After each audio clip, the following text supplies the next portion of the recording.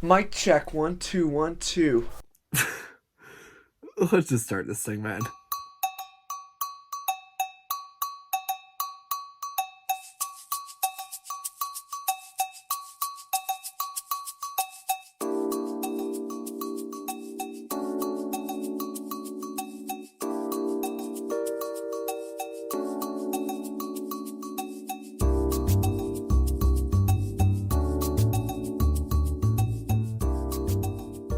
If you don't have time to watch the whole thing, here's a super quick summary. Dale a tu cuerpo alegría Macarena, que tu cuerpo para darle alegría y cosa buena. Dale a tu cuerpo alegría Macarena, Macarena. I understand the perceived hypocrisy of me talking about quitting social media on social media. I do what Joe Rogan calls posting and ghosting. So the moment after I post and interact with the community a little bit, I delete the apps instantly, and this has been life-changing. So I wanted to share my experience with that with you today. This video isn't going to be about how addictive social media is or how you can probably spend your time doing better things because, well, you probably know that. I feel it's important to preface it with a bit of a disclaimer. I'm just some guy on YouTube offering my opinion. Take what works for you, leave out what doesn't, and what's really important with videos like these What are you doing? is to apply what you learn. It's easy to watch them and make it feel like it's productive, but it's what you do with the principles and with the learning that can fuel the action towards helping you live in line with the person you wish to be. That's a 10. In my last video, I talked about the contract I have with myself and how the objective with 2023 is to stretch myself as far as I possibly can. Daddy, chill. My ability to fulfill these deep desires is greatly hindered if I'm not using my time in the best possible ways I can. Look what you made me do. Look what you made me do. Look what you made me do. Look what... I've always said that my theory on productivity is not about working harder, it's about being less distracted.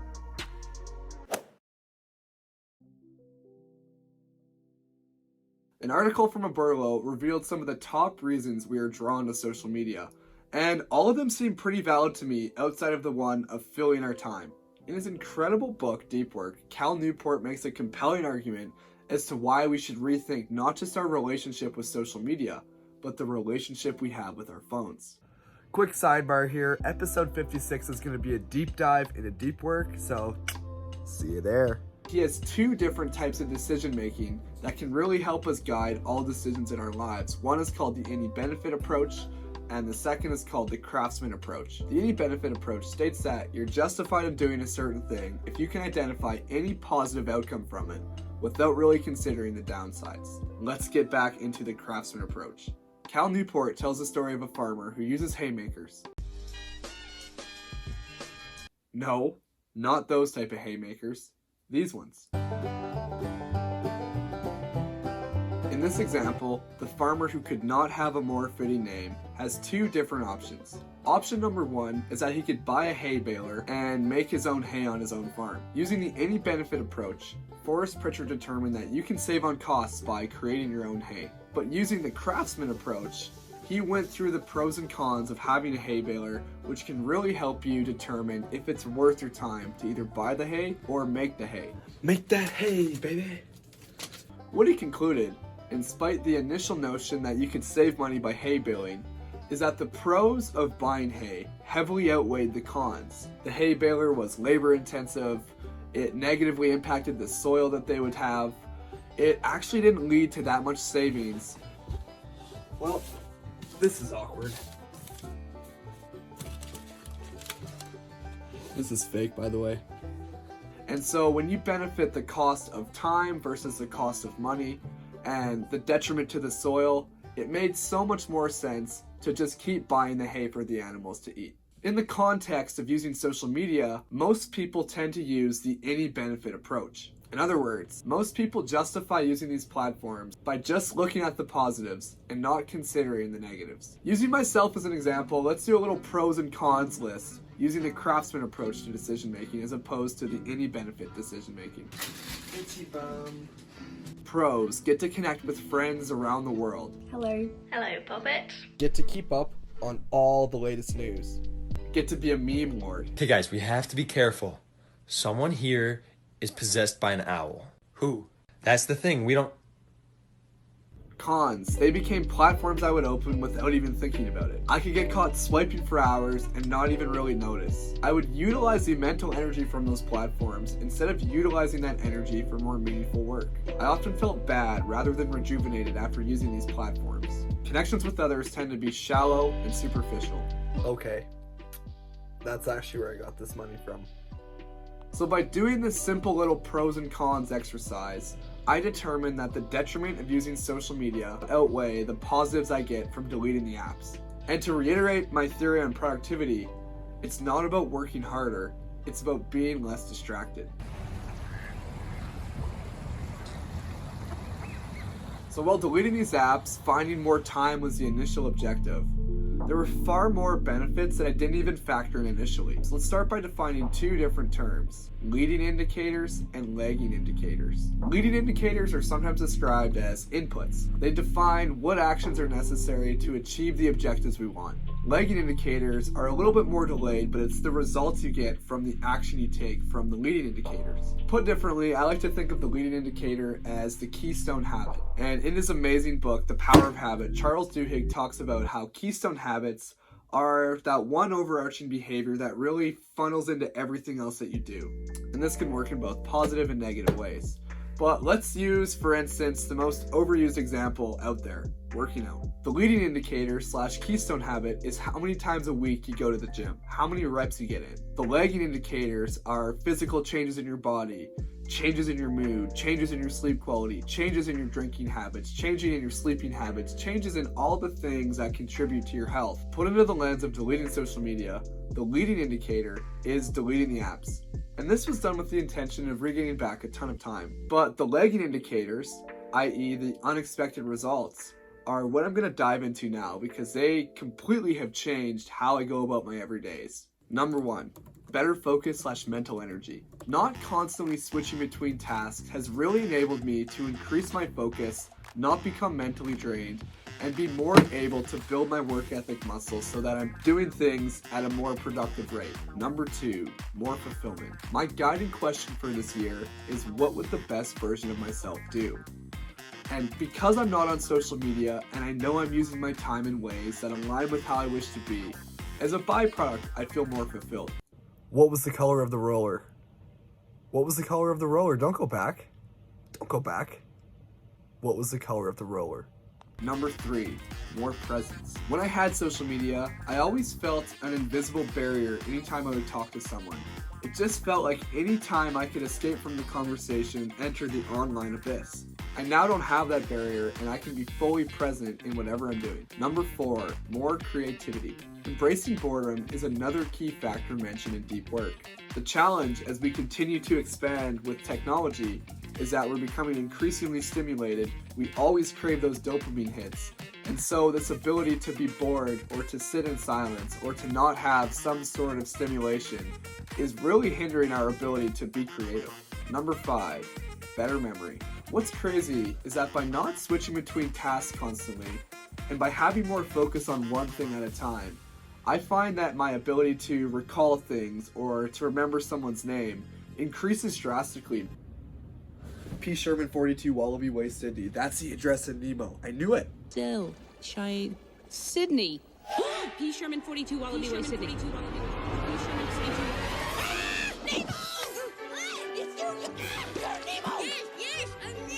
Number 6, more intentional uses of my time. Not to contradict myself, but my phone has become an asset. And I use it mainly with like the Notes app, the Reminders app, productive uses. Not having this draw to social media allows me to keep my urges in check. Even though I feel I have a healthier relationship with my phone, I still sometimes fall into my old habits. So to help overcome that innate desire to really kind of drown myself from boredom, I've created a few key rules that I do not stray from.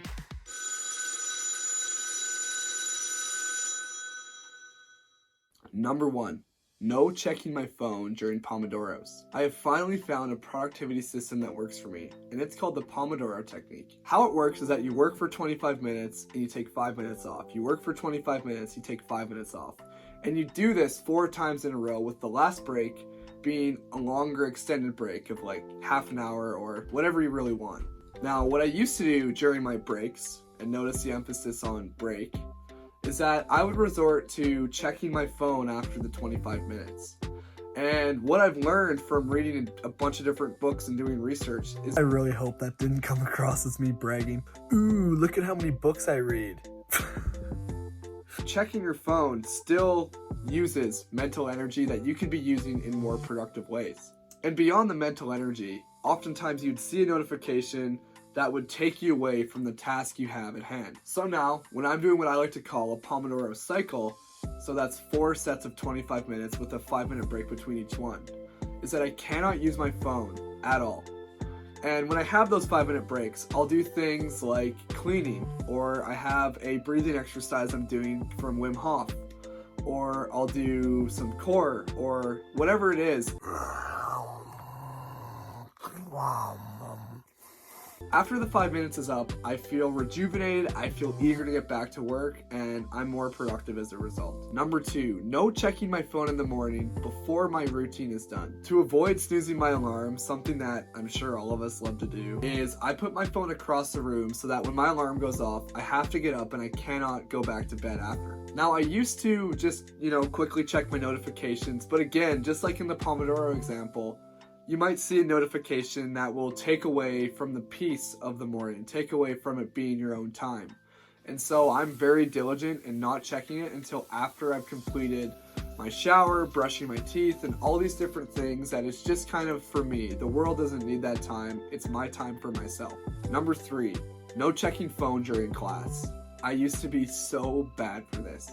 Any moment of boredom during class or any lull in the teaching would cause me to reach for my phone without even thinking about it. Now, with this rule of putting my phone away during class, I've created a notes document called Pommy Thoughts, which is kind of a brain dump document where I still can access those thoughts. I can still put them down on paper, but it's a form of productive procrastination in that I'll eventually check it later, but it doesn't distract me from what I'm currently doing now. Number 4, phone usage with others is only allowed if it's adding to the conversation. Next time you're out with a group of friends, notice what happens when there's a bit of a lull in the conversation. Almost instantly, and I'm guilty of this too, without even thinking, when there is those lulls, people pull out their phone and just distract themselves. It's become a habit to just check your phone when you have a free moment. This rule of not being on my phone when I'm around others kind of has 2 different benefits. The first being I'm more present, and the second being a more mindful and intentional relationship I have with my phone. I'll sometimes take it a step further and even leave my phone in another room so that invisible barrier just isn't there. Number 5, post and ghost. Something that doesn't work is all or nothing approaches. When I say I've quit social media, it doesn't mean that I've completely eliminated it from my life. Anytime I post about my YouTube videos, I like to see my notifications, I like to see my DMs, I like to see the memes I've been sent. What do you think? I like turtles. All right. And I'll give myself a little bit of time to just kind of get my fix.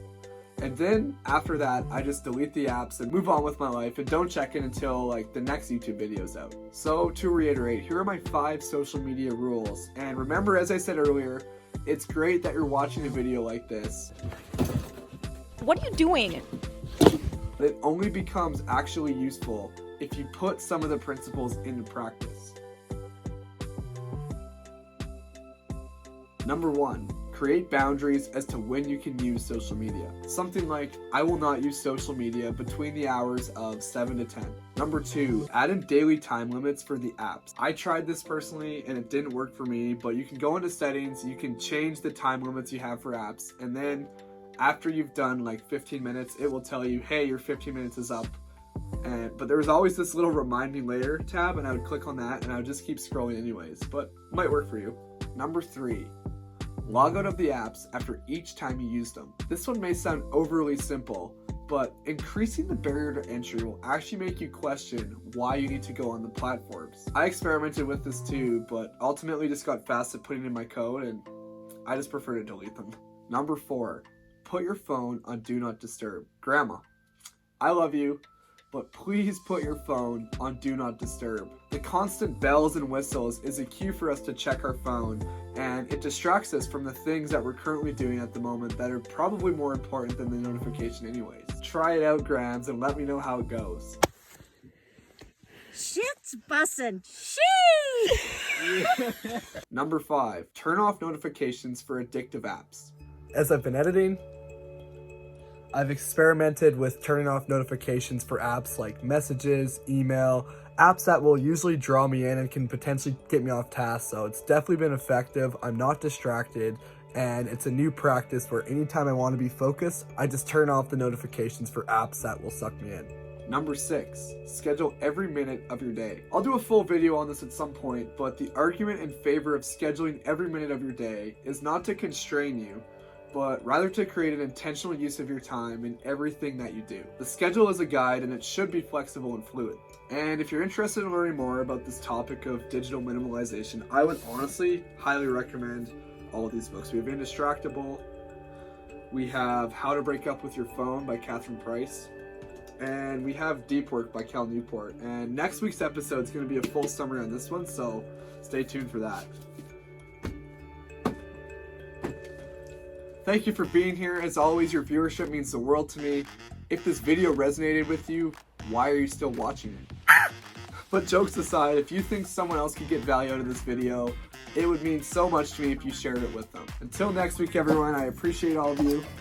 We'll see you then. Dale a tu cuerpo alegría Macarena, que tu cuerpo pa darle alegría y cosa buena.